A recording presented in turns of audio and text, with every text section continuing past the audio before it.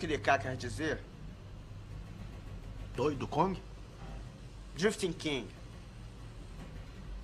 Drifting? É. O que é que isso significa?